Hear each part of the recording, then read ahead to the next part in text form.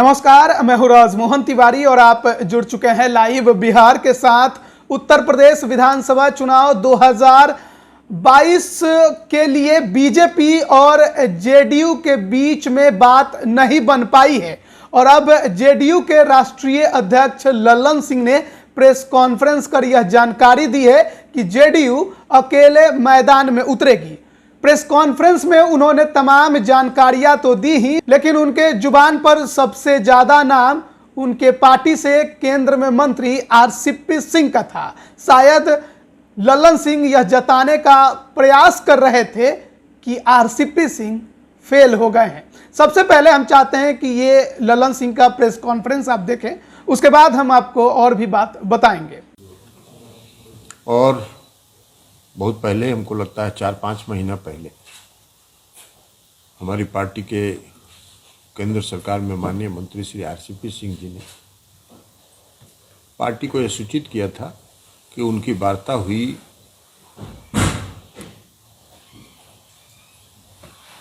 माननीय गृह मंत्री जी से, उनकी वार्ता हुई भारतीय जनता पार्टी के अध्यक्ष माननीय श्री नड्डा साहब से, उनकी वार्ता हुई धर्मेंद्र प्रधान जी से जो वहाँ के प्रभारी हैं, और उन्होंने कहा कि भारतीय जनता पार्टी जनता दल यू के साथ मिलकर चुनाव लड़ना चाहती। हम लोगों ने उनको अधिकृत किया कि आप बातचीत करिए और बातचीत करके अगर गठबंधन में चुनाव लड़ने का कोई रास्ता बनता है तो आप निकालिए, बनाइए। कई बार बातचीत हुई इस बीच में श्री आरसीपी सिंह से, उन्होंने कहा कि हो जाएगा हो जाएगा हो जाएगा। हम लोगों ने इस पर भरोसा करके इतने लंबे समय तक इंतजार किया, लेकिन भारतीय जनता पार्टी की तरफ से कल शाम तक कोई सकारात्मक जवाब नहीं आया। भारतीय जनता पार्टी के अध्यक्ष माननीय श्री नड्डा साहब ने कुछ दिन पहले प्रेस कॉन्फ्रेंस करके ये कहा कि उत्तर प्रदेश में उनके 2 सहयोगी हैं,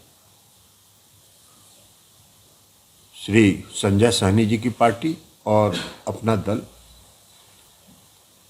उसके बाद भी हम लोगों ने कहा कि भाई, अगर भारतीय जनता पार्टी, माननीय रामचंद्र बाबू को, कि अगर भारतीय जनता पार्टी हम लोगों के साथ समझौता करना चाहती है तो उसको ये तो कहना पड़ेगा कम से कम कि हमारी जनता दल यू से बातचीत हो रही है, तभी हम माने।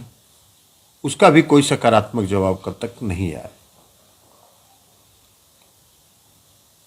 पिछले बैठक में जब प्रदेश के अध्यक्ष श्री अनूप पटेल जी 51 लोगों की सूची लेके आए थे, उस दिन भी मैंने कहा था, और उस दिन माननीय मंत्री श्री आरसीपी सिंह साहब के कहने पर ही हम लोगों ने फिर शीघ्र 1-2 दिन 3 दिन के लिए तक इंतजार किया, लेकिन कोई सकारात्मक जवाब नहीं आया।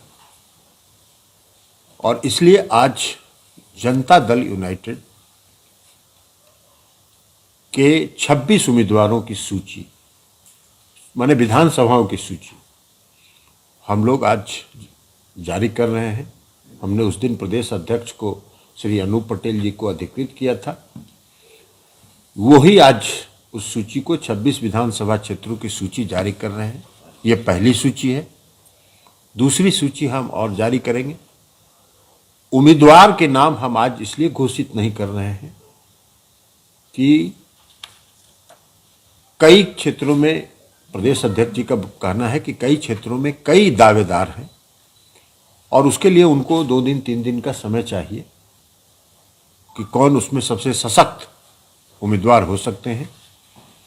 ये वो फैसला करके 2-3 दिनों के अंदर उम्मीदवारों की सूची जारी करने के लिए भी हम लोगों ने पार्टी के प्रदेश अध्यक्ष श्री अनूप पटेल जी को अधिकृत कर दिया है, और जो बाकी बची सीटें हैं उसको भी जारी करने के लिए हमने इनको अधिकृत कर दिया है। ये यहाँ से जारी करें, लखनऊ से जारी करें, जहाँ से इनकी इच्छा हो जारी करें।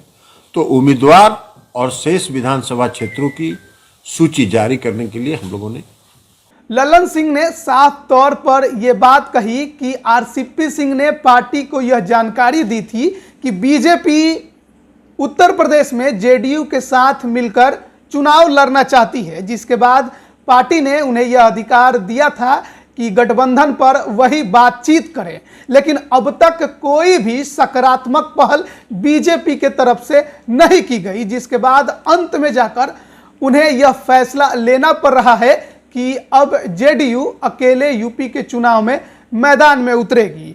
जाहिर तौर पर पिछले कई समय से, जब से लल्लन सिंह जेडीयू के राष्ट्रीय अध्यक्ष बने हैं, ये खबरें आम हैं कि आरसीपी सिंह का एक अलग गुट चलता है और लल्लन सिंह का एक अलग गुट है।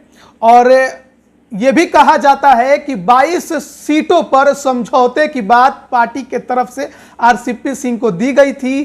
शायद बीजेपी 7 या 8 सीटों पर मानने के लिए तैयार थी, लेकिन जेडीयू 22 सीटों का हट धरे बैठी थी, जिस वजह से शायद बात नहीं बन पाई और अंत में जेडीयू ने यह फैसला लिया है कि वो यूपी के रण में अकेले उतरेगी। हालांकि अकेले उतरेगी तो क्या उसकी पार्टी का परफॉर्मेंस होगा, वो तो जब रिजल्ट आएंगे तो पता चलेंगे। 51 सीटों पर उम्मीदवार उतारने की तैयारी में जेडीयू है। पहले सूची में 26 सीटों का ऐलान किया गया है। हालांकि उम्मीदवारों के नाम का ऐलान अभी बाकी है, केवल यह सीटों को चिन्हित करके बताया गया है कि वो कहां से चुनावी मैदान में उतर रहे हैं। आगे की भी जो सीटों की सूची होगी वो जेडीयू जारी करेगी। आप बने रहिए लाइव बिहार के साथ। आप सभी का बहुत बहुत धन्यवाद। लाइव बिहार यूट्यूब पर सब्सक्राइब और फेसबुक पर लाइक जरूर करें।